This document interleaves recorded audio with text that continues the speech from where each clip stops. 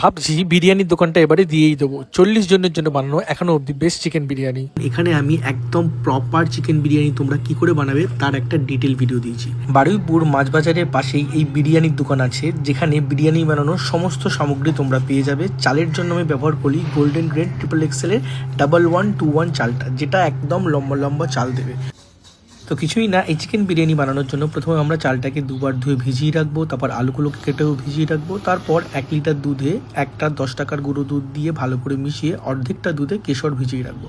তারপর আদা রসুন শুকনো লঙ্কাটাকেও ভালো করে শিলে বেটে নেবো। এরপর আমরা বিরিয়ানির মশলা বানাবো। শুকনো খোলায় গোটা গরম মশলা, মরিচ, গোলমরিচ, জিরে, জাবিত্রী, জায়ফল, বড় এলাচ দিয়ে ভালো করে ড্রাই রোস্ট করে সেটাকে ঠান্ডা হওয়ার পর শিলে বেটে নেবো।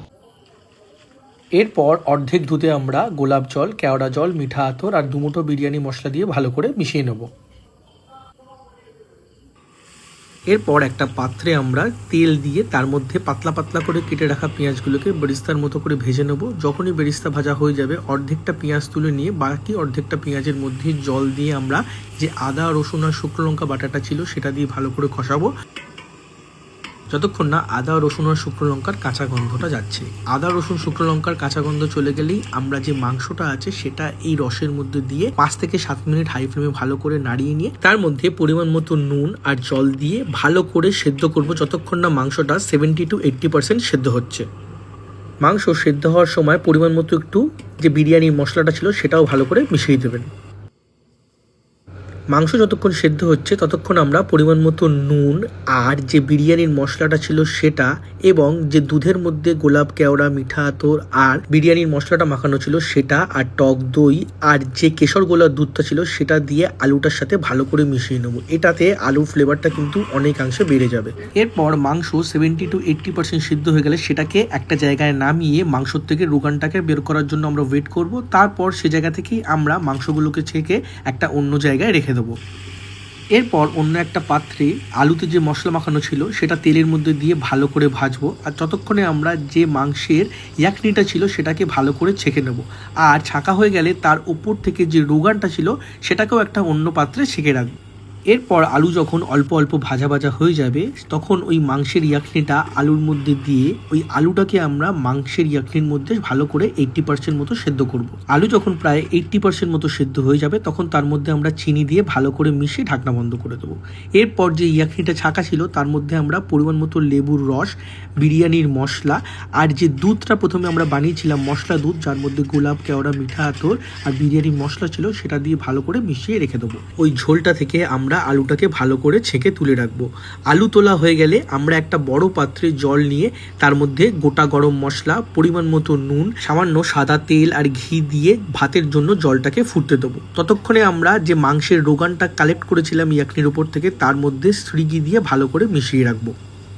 এরপর বিরিয়ানির লেয়ারিংয়ের পালা। প্রথমে আমরা তলায় একদম যে আলুগুলো সেদ্ধ করা ছিল সেটা দেবো, তার উপরে মাংসটা দেবো, তার উপরে বিরিয়ানির মশলাটা দেবো যাতে মাংস আর আলু পুরোপুরি ওই মশলার মধ্যে ঢেকে যায়। এরপর একে একে পেঁয়াজ বেরেস্তা, আলু বোখরা, খোয়া ক্ষীর, টক দই আর যে মশলা দুধটা ছিল যার মধ্যে গোলাপ জল, কেওড়া জল, মিঠা আতর আর বিরিয়ানির মশলা মেশানো ছিল সেটা উপর থেকে দিয়ে সবশেষে মাংসের ইয়াকনি আর যে রোগানের মধ্যে ঘিটা মেশানো ছিল সেটা উপর থেকে ছড়িয়ে দেবো। আর এখানে কিন্তু আমাদের লেয়ারিং প্রায় কমপ্লিট। ভাত সেদ্ধ হয়ে গেলে এরপর আমরা বাদবাকি লেয়ারিংটা করবো।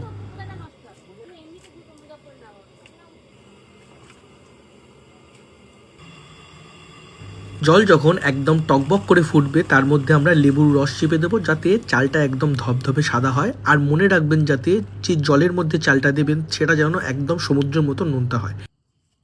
এরপর চাল যখন 70% সেদ্ধ হয়ে যাবে তখন আমরা প্রথম লেয়ারটা করব। প্রথমে আমরা মাংসের ওপরে আর আলুর ওপরে চালটা দুবার দিয়ে বাদবাকি যে কেশরগোলার দুধটা ছিল সেটা ওপর থেকে ছড়িয়ে দিয়ে বাদবাকি চালটা তার ওপর থেকে দিয়ে তার মধ্যে পেঁয়াজ বেরেস্তা দেবো, মাংসের যে রোগানটা ছিল সেটা দেবো আর যে মশলা দুধটা ছিল যার মধ্যে বিরিয়ানি মশলা, গোলাপ, কেওড়ার মিঠা আতর ছিল সেটা দিয়ে ওপর থেকে চাপা বন্ধ করে প্রথম 7 থেকে 10 মিনিট হাই ফ্লেমে, তারপর 20 থেকে 30 মিনিট লো ফ্লেমে রেখে স্ট্যান্ডিং টাইমে 10 মিনিট রাখার পর বিরিয়ানি কাটাবো। এটা হলো শেষে যখন বিরিয়ানি হাঁড়িটা খুলেছিলাম তার রূপটা দেখতেই পাচ্ছ কি অপূর্ব লাগছে।